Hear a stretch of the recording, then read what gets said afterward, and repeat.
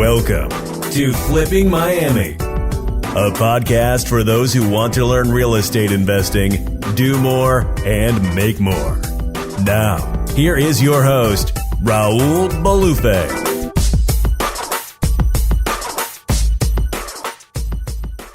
Welcome. This is Raul Bolufe. Thank you guys for listening. Flipping Miami. I have a really interesting guest on the other side of the camera today from Indy. And I'll let him introduce himself in a bit. But I want to thank you guys for listening. And if this is your first episode, welcome. This is a show where I talk about real estate investing. I interview awesome entrepreneurs who are involved in that space. And if you're interested in like how to flip properties, how to find deals, how to sell deals, how to grow business, maybe you're an agent and you're starting to do things a little bit differently, you know, this is a good show for you. And I'm so excited for Steve on the other side to kind of share some of his wisdom. I was in a mastermind that he did, I was like 3 months ago or something. And it was just an awesome event. We met in another mastermind, so we've kind of remained friends. And let's jump into it. By the way, before we get into it, you can listen to this on iTunes, Spotify, SoundCloud, or you can check out my website, raulbolufe.com, for all free stuff. Steve, welcome, bro. Thank you. It's awesome to be here. Thanks for coming on. Yeah. Yeah, I know you're in Indy out there. You told me it's tons of snow. I'm not used to this over here. I'm not used to that shit over here. I told you that's why I don't know about tons of snow, but it's already snowing. It's already snowing. Not even Thanksgiving. This might be a really dumb question. I don't know if I should ask it, but is there like mountains up there to like ski or snowboard? There are in Indiana. There's a couple places, but they're in Indiana. Okay. Not in Indy. It's like flat cornfields. Got it. Yeah. So how far to like mountains are you? You pretty much need to get on a plane to go to a real place. I'll just be honest. All right, cool. Thanks for at least trying. Listen, our downtown is awesome. It's been rebuilt, redesigned. We have the Colts and the Pacers and some other things, right? We have the Indy 500. So there's some really cool stuff like that. But other than that, it's there's no oceans, but we don't have hurricanes. There's no mountains. We barely have tornadoes. There is a fault line here, but there's not any earthquakes like California. You know, it's just like Indiana is just kind of like chill. So that's good. It's kind of like your personality, but you're chill, but you're like pretty hyperactive, dude. But let's get into it, man. So we'll kind of intro you as we go instead of just doing like an intro on what you're doing. But basically, fast forward, Steve's got an awesome wholesaling business with his partner up there in Indy. They've been doing deals, tons of deals, and they have a really cool structure. But anyways, so I want to start from the beginning. Who was Steve in high school? Who would have met like your freshman, sophomore year? Like who were you? What were you doing? Were you shy? Did you play sports? Did you get good grades? Like who was Steve back in high school? Man, I don't know if I want to answer all those questions. I loved high school and college, but it's funny. I'm always like an all-in kind of guy. I can't do anything. It's really funny. I was just talking to the gal that cuts my hair the other day because she was asking me about, she jogs and does these like 5Ks. And I told her I used to run more and I need to get back at it. And she's like, oh, there's a 5K. I'm like, no, it needs to be like a mini marathon. And she's like, dude, every time she talks to me, it's like, I'm doing fasting. So I'm not eating for a week. I can't fast for part of a day. Right. So I've always been that way. So back in high school, it's funny, proximity, I grew up in the country, so like my friends were people that rode the school bus with me. I didn't really have neighbors. And some of those guys were into skateboarding, so I got into that. I was actually sponsored by a local skate shop. Had a half pipe in my backyard. Yeah, it was crazy. I didn't know that about you. Yeah, I used to do like contests and like little demos. People would like watch us ride skateboards and stuff, but I got I was into that until I got my license, and then I could actually start driving myself around, and I switched friend groups. The cars will do that to you. Skateboarding in Indiana in the late 80s, early 90s, what didn't make you that cool? So anyway, it's funny because I was friends with a lot of people because I kind of did that, right? And so I've always been someone that is into relationships, and that's the way high school was. Super competitive, love sports, played different sports. Not too competitively in high school, but through high school and into college, I was literally, and actually into my first jobs, and still today, my personality is, like I said, it's like if I'm going to do something, I'm going to learn everything about it, and I'm going to do it like a way no one else can do it. But I've also been like, I probably missed some of the basics that I'm supposed to take care of in life. Yeah.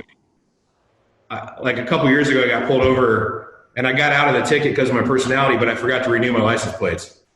That's a great example. That's a really good example of what you just said. Yeah. Yeah. So regarding that with my grades, I was always like, I'd get an A or two, a B or two, a couple C's and like a D. And it was always like, the A's were classes I liked. The D was one that I had no interest in. It was probably the easiest class I took, by the way, but I just didn't care, so I wouldn't show up. And then the C's were like, I was just kind of okay about it. But same way in college, a couple semesters I actually tried and got a really high GPA. But so that's kind of who I am. Like I'm super into relationships, and real estate is awesome, but it just happens to be what I did. For me, it's more about the entrepreneurial side, owning a business that's a lifestyle business. I know we're going to kind of get into that journey. Yeah. And so that's interesting, man. The reason I asked the high school question is because, everybody starts there. I mean, unless you didn't go to high school, but whatever, you know what I mean? Everyone kind of starts there. And I feel like in high school is like when you start developing like in your mind, all right, what am I going to do next? Like, where do I go? And sometimes people base that decision on like their performance in high school. And then a lot of times, more times than not, the reality is so different.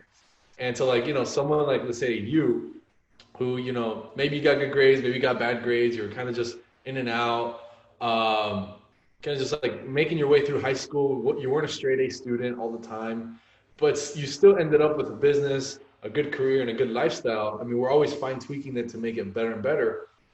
But it's that like journey, that story that I want people to kind of resonate with. Not everyone who becomes like really successful is like a straight A student or an F student who had this epiphany. Everyone kind of has like these little journeys. Did you like play sports in high school and stuff or no? Yeah, wrestled was the main sport. I did everything in junior high. In high school, I wrestled, and then in college, we had a pretty heavy Greek life. I went to Ball State University. We had a big intramural, so I played more sports there, a lot of basketball, and I got into golf after. So. In high school, though, wrestling was the only thing I did, like at any higher level. Right. Shit. So wrestling. So let's say, Steve, you're there, you're getting good grades, you're kind of wrestling. It's time to finish high school. It's your senior year, your whatever. In your mind, senior year, or like leaving high school, what did you believe you were gonna do next? Like, did you believe you're gonna be in business? Did you believe you're gonna work for a company? Did you believe you're going to college? Like, what did you really believe was going to happen next after high school? I don't think I had a really good grasp on who I was. And so I didn't have anything in mind. I just was going to go to college, and I knew that I probably was going to get a business degree. Okay. But honestly, my plans were like college was going to be fun. Crazy. As driven as I am now, the other thing I struggle with, Raul, is I don't have a great memory. Like, my memory is an iron tank about business and things in my life right now. But as I was a kid, I mean, in therapy, there's probably a reason why, but like high school, I remember a lot, but junior high, not much. Elementary, I barely remember anything. It's kind of weird. Interesting.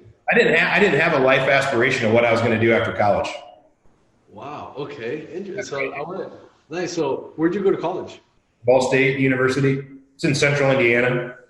Ball State. And that's our claim to fame in Bonzi Wells in the NBA. So my two people any of you heard about.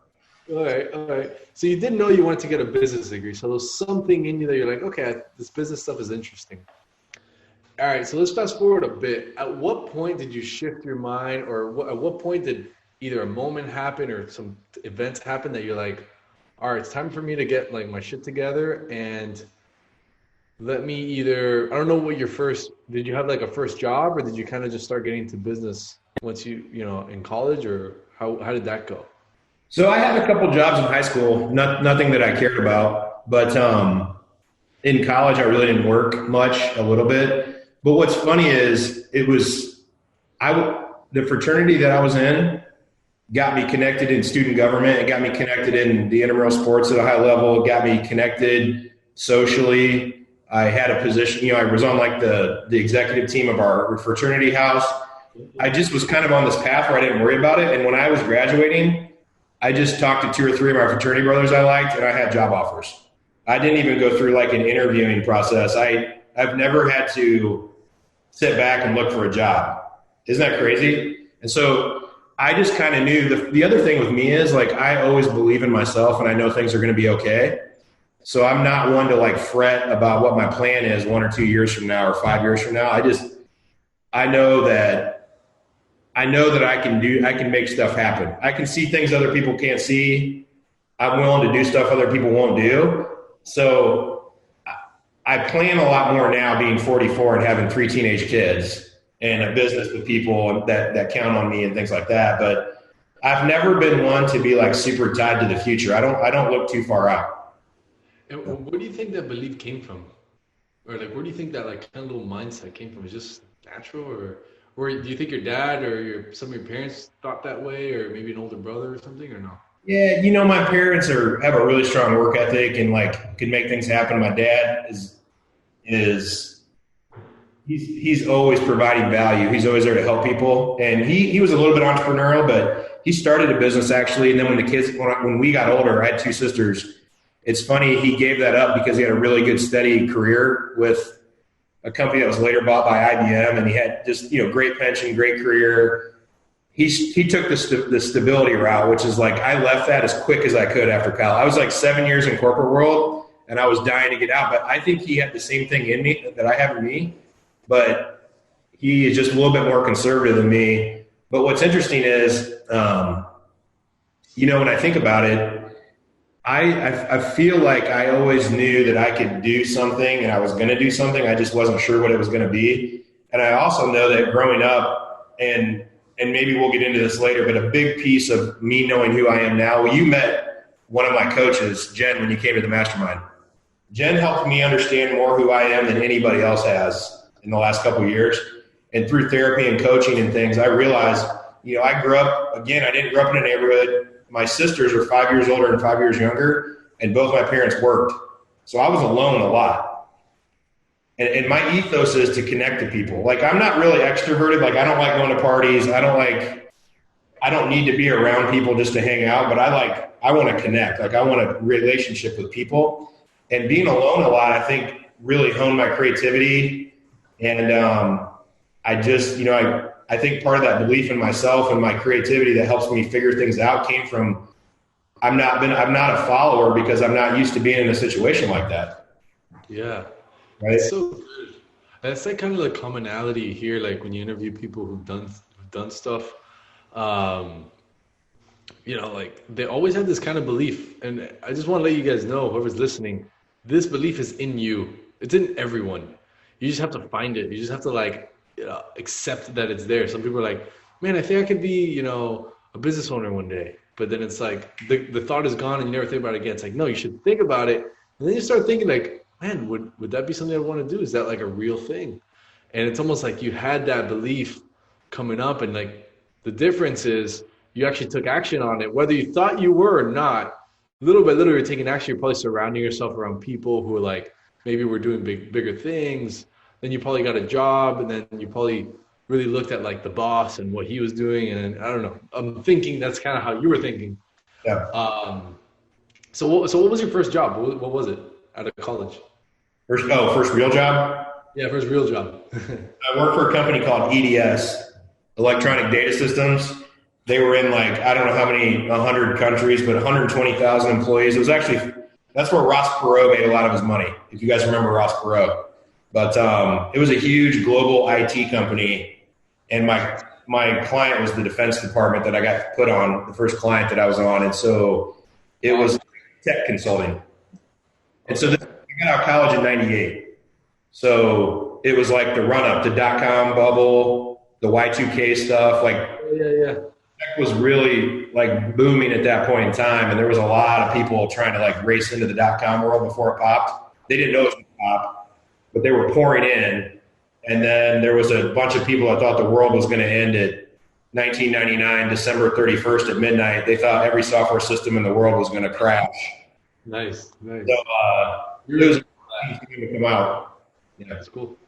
All right, cool. And all right, so that was your job. So let's fast forward. Okay, you're working there. Maybe you had a couple other jobs. Was there one moment, or was it an event, or was it moments, or many things that led you to saying, I need to do my own thing? Man, that's a good question. I also like how you didn't give me these questions ahead of time to think about them. So I do that on purpose. Though. I remember I've been interviewed on podcasts. They give me the question, and I start thinking, and I'm like, I don't know, like these are good. But I think on the spot, it's more genuine, I think. It is. It's transparent. So, honestly, what you said about having stuff inside of you, I think we are who we are. Just to take a super quick step back, when we were talking about I was talking about who you are, and I always knew that I kind of believed in myself. So when I start a business now, the belief that I know I can make it happen, but I only want to do what I want to do, but I know I can do it like no one else can do it, or I can provide value that people can't provide because I'm willing to. And then I marry in the fact that relationships are important to me. That goes whether I'm, consulting with someone, I'm coaching someone, I'm helping a seller with their house, I'm helping a buyer. I want to connect and provide value to that person, right? But going all the way back with that belief, it's funny because I remember specifically one of the few elementary school memories I have since you've been kind of going there on this podcast was in 6th grade we had to read a book and do a book report. And I hate telling my kids this. I've still, other than a business book, I've still never read a whole book from cover to cover ever in my entire life. So I didn't read a book. It was the night before this book report was due. I made an entire book up. I made up every character. I made up the plot. I made it all up and I wrote this report. And I remember presenting it in front of the class, and Mr. Anderson was my teacher. I remember him saying hey, that was interesting, Steve. I really appreciate it. You did a really good job presenting, but do you mind bringing that book in tomorrow? Bring that. I haven't heard of that book. I mean, he knew that I just made it up. And I was like, oh, yeah, let me do that. He let me off the hook too, because the next day he's like, hey, where's that book? I'm like, oh man, I forgot. But I think he probably appreciated the fact that I wrote my book report. Yeah, that's so interesting. But that's the same crap I do now. I'm going to make my own business up because I don't want to work for somebody else. I'm going to do my thing. You know what I mean? And I see it in my kids. When they were babies, I have 3 teenage kids. They're 13, and 16. Literally, when they were babies, they had little weird tendencies. One gets more annoyed or upset as the other. One's more affectionate than the other. Literally in their teenage years, the good and the bad with them, it's the same. They've been the same person since they were born. So to your point, I think this stuff is in us. And so for me to the question you're asking now, did I know? I think I always had inside of me that I was going to do my own thing. But it took me taking 2 or 3 jobs. Each job I took was a smaller company. So every time I had a bigger role and I was closer to the owners, yeah, I was gravitating towards it and I didn't even know. And I could be there. Yeah. And so the last company that I was with, I literally was the only executive they've ever hired. It was a couple family that owned a business. They were one of our main consulting clients, and they hired me to come in and run all the stuff. Everyone else that worked for them was commission only or admin kind of person. And so while I was working there though, they send out 100,000 postcards a month to seniors in 9 states that said, do you know that you could lose half your money in your estate to probate? So these guys sold insurance. But to get to the insurance sales and the annuities, they used estate planning. They would do trusts for people. So they would market and say, you need a trust. And then they would protect their assets. And in the trust, it lined up every asset they own. Oh my gosh. The trust was done. The attorney didn't deliver it. A financial analyst delivered it and said, by the way, here's your trust. You should really probably redo that. You should, at your age, you might want to sell this property off and prepay an insurance policy. That way you'll give your death benefit to your family tax deferred. And starts financial planning for them. And I thought it was brilliant. And they were listening to Michael Gerber stuff. And then I was about 28, 29 at this time. I had already started a tech company because I saw so many .com things going on before that, and I did it on the side. And I had sold that. I did some venture capital raising during that time. So like I had this experience of starting something. I talked to venture capitalists. I saw this family. I mean, they were all making 7 figures, each individual family, you know. And I'm like, this is legit. And this is exactly how they do it. They buy a list. They mail to it. They get a response. They have a lead-in product in their funnel. Then they come back and they have an upsell. And there's a process, and they recycle leads. And so I can't point to one thing, but like after being around that for like that last client that I had after like 6 months of being around that family, I'm like, all right, I'm doing something. And I had a buddy that I knew from the gym kept telling me, hey, I've been going to all these real estate seminars. We should do this. So that's my story of how I heard a bug, and I just had to be around it enough to realize like, oh, I can do this. Gotcha. That's pretty good. Yeah. So basically you got close to the owners in your jobs, and you saw behind the curtains. You're like, man, they built a little funnel. They built a little marketing, and it's marketing and sales. They got a marketing thing going on. Like, this is something that I like. This is something that I can do. And then how and why wholesale? I don't know if that was the first real estate venture you got into, or were you an agent before, or did you go directly into wholesale, and why and how did that happen? So typically when I tell this, we don't have enough time to go through it. So here's the fast version. If you want me to dig in, let me know. So I knew I wanted to do something. I had started that tech company. And in fact, that's a whole nother story I won't get into, but it was called Momentum, K-N-O-W. And the tagline was, it's not who you know. Or it's not what you know, it's who you know, right? And so it was basically, back then it was called Friendster, was like the big one, and MySpace was out, but literally it was LinkedIn.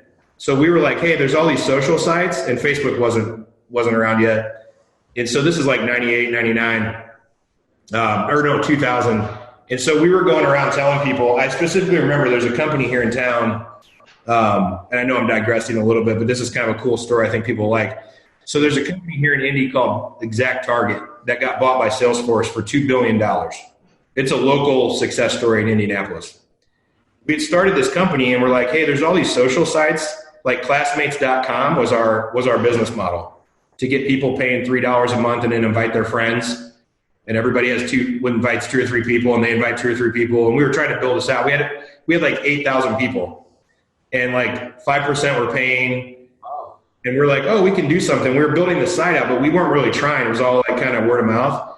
And we were going around, and this is so like, again, 2000, all the venture capital guys were like, did you know that you can't make money on the internet? And these social connection things, like nobody's willing to pay for it. There's no money in it because no one knew it was going to be advertising like Facebook. Because we thought it was a subscription model. You would pay to use it. And they were probably right. No one's going to pay to use it, but we didn't realize it's the advertisers. But I got so discouraged during that time. And it was also interesting because I sat down with this guy that started Exact Target way before they were big.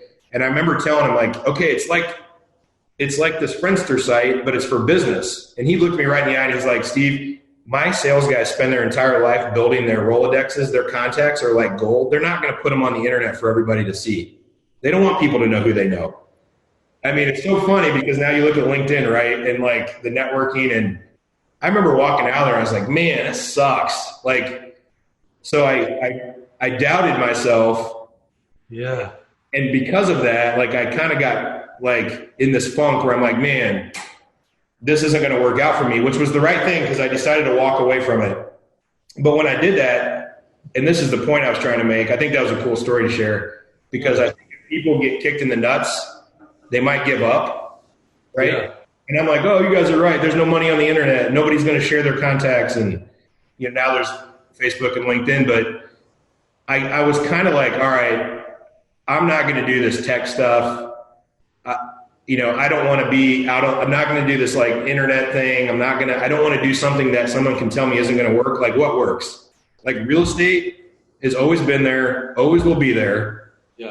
And I have a friend who's been bugging me at the gym, and now I got all this free time because I quit my side hustle. You know, I got out of it. I sold out of it. And so, like, that's why real estate happened. I wasn't like, oh, I have this passion for real estate. No, it was just like your friend, and it was just your other shit didn't work out. So you're like, fuck it, let me go see what this is all about.